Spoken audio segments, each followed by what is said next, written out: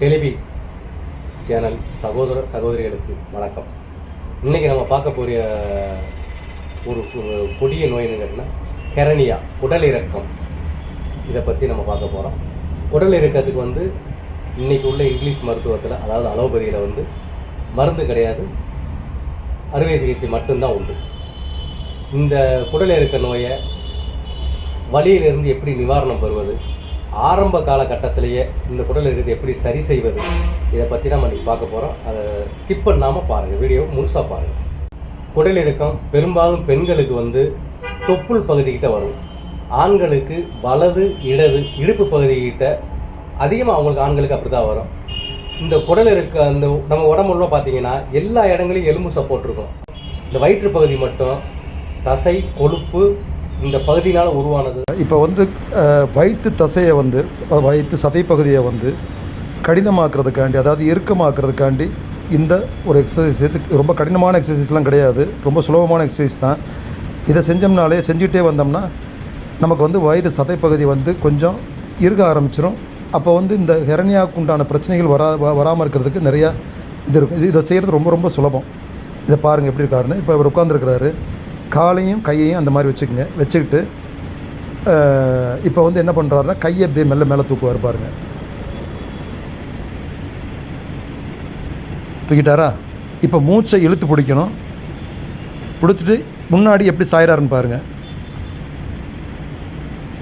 இந்த சாஞ்சதுக்கப்புறம் 1 2 3 4 5 6 7 8 9 10 மெல்ல திருப்ப நிமிர்ந்து மூச்சை மெல்ல வெளியிடணும். வெளியிட்டு கையை கீழே இறக்கிக்கிறணும். இதுதான் இந்த எக்ஸசைஸ். இது ரொம்ப கடினம்லாம் இல்லை, இது ரொம்ப எல்லாருமே சுலபமாக செய்யலாம். அதனால் இந்த மாதிரி செஞ்சுக்குங்க.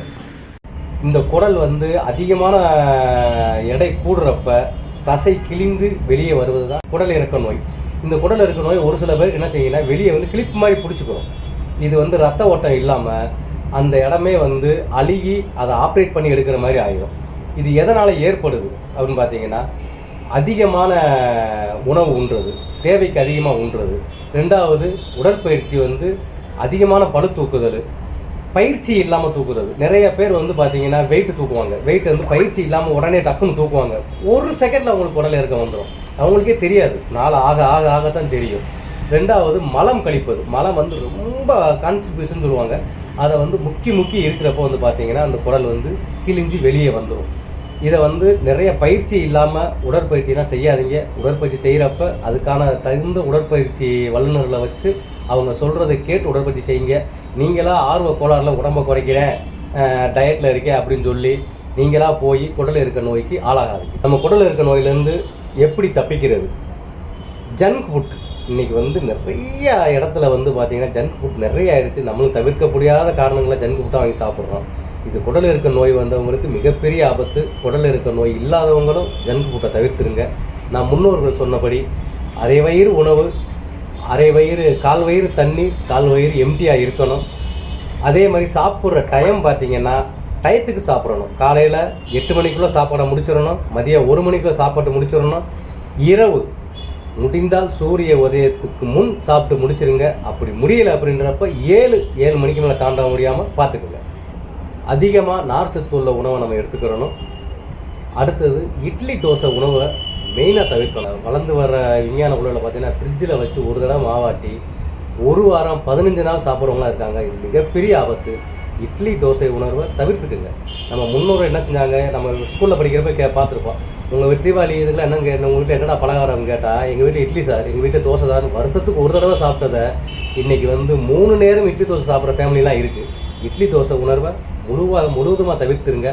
ரெண்டாவது, சாப்பாட்டில் அரிசி உணவு கொஞ்சமாகவும், காய்கறிகள், நார்ச்சத்து உள்ள காய்கறிகள் அதிகமாகவும் சேர்த்துக்கிறணும். உடல் பருமன் இல்லாமல் பார்த்துக்கிறணும். இரவு உணவாக நீங்கள் வெறும் பழங்களை மட்டுமே சாப்பிட்டு படுத்துக்கிறது ரொம்ப நல்லது.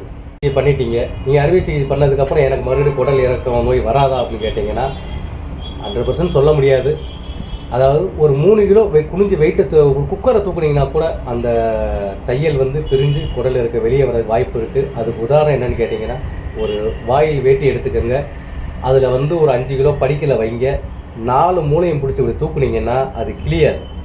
இதே இது அந்த அந்த வாயில் வேட்டியை நடுவில் கிழிச்சிட்டு ஒரு தையல் போட்டுட்டு அந்த 5 கிலோ படிக்கல வச்சு 4 முடியும் பிடிச்சி தூக்குனீங்கன்னா அந்த தையல் பிரிஞ்சிடும். இது வந்து குடல் இருக்க மறுபடியும் வரும்.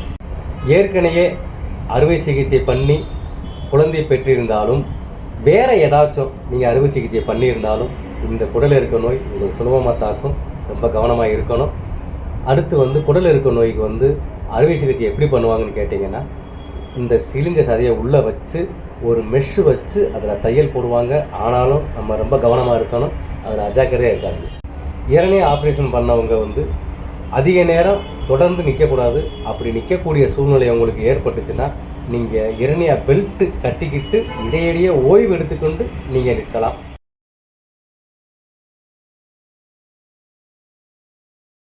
இரணியா வலி வந்தாலும் சரி, எரிச்சல் வந்தாலும் சரி, உங்களுக்கு வந்து ஒரு வலி நிவாரணமாக ஒரு வர்ம புள்ளியை உங்களுக்கு சொல்லித்தரேன்.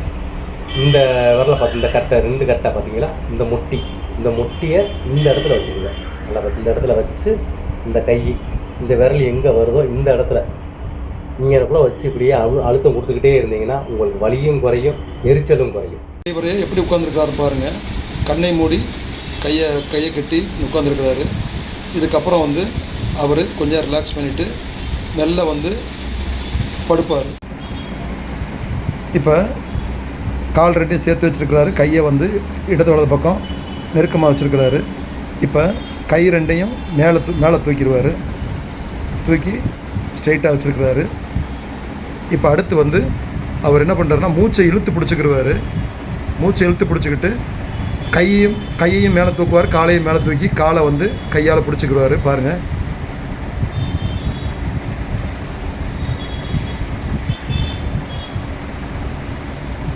ஒன் 2 3 4 5 6 7 8 9 10. இப்போ காலை விட்டுட்டு மெல்ல படுத்து கை 2 மேலே கொண்டு போயிட்டு மூச்சை விட்டுட்டு மூச்சை ரிலாக்ஸ் பண்ணிவிட்டு திருப்ப கையை வலது இடது பக்கம் கொண்டு வந்துடுவார். இப்போ மூச்சை மெல்ல ரிலாக்ஸ் பண்ணிக்கிறார். ஒரு 5 நொடி நல்லா ஃப்ரீயாக ரிலாக்ஸ் பண்ணிக்கிட்டு விட்டுருவார். இப்போ இது வந்து ஆரம்பத்தில் வந்து பழகிறவங்களுக்காண்டி இப்படி காலை பிடிச்சிக்கிட்டு இருக்கிற எக்ஸசைஸு. ஆக்சுவலாக அது எப்படி முழுமையாக எப்படி பண்ணணுங்கிறத மறுபடியும் பார்ப்போம். இப்போ வந்து இதுதான் வந்து ஆக்சுவலான எக்ஸசைஸு. இது முன்னாடி வந்து பழகிறதுக்காண்டி காலை பிடிச்சிட்டு பழகணும். இப்போ காலை பிடிக்காமல் எப்படி அவர் பண்ணுறாருன்னு பாருங்கள். இப்போ கை 2 மேலே தூக்கிடுவார். தூக்கிட்டு மூச்சை இழுத்து பிடிச்சிக்கிட்டு இப்போ மெல்ல வந்து எந்திரிச்சு காலையும் கையையும் தூக்கி 1 2 3 4 5 6 7 8 9 10. இது பேர் தான் போட் போஸ்ன்னு சொல்லுவாங்க. இப்போ மூச்சை இழுத்து பிடிச்சிருக்கிறாரு. இப்போ மூச்சை மெல்ல ரிலீஸ் பண்ணிக்கிட்டே கீழே படுத்துருவார். பாருங்கள். மேலே கை கொண்டு போயிட்டாரா. இப்போ கை 2 பக்கவாட்டில் கொண்டு வந்துடுவார். கொண்டு வந்துட்டு ஒரு 5 நொடி வந்து 10 நொடி வந்து மூச்சை நல்லா ரிலாக்ஸ் பண்ணிக்கிடுவார். ரிலாக்ஸ் பண்ணிவிட்டு எந்திரிச்சு உட்காந்துக்கிடுவார். நாங்கள் சொல்லிக் கொடுத்த ஆசனங்களை ஃபுல்லாக நீங்கள் வீட்டில் செய்யுங்க. வருமுன் காப்போம், வந்த பின் பாதுகாப்பாக இருப்போம். தொடர்ந்து நாங்கள் போடுற வீடியோக்களை, உடம்பு சம்மந்தப்பட்ட வீடியோக்களை நீங்கள் பாருங்கள். எங்களை சப்ஸ்கிரைப் பண்ணுங்கள், ஷேர் பண்ணுங்கள், ஃபாலோ பண்ணுங்கள். நன்றி.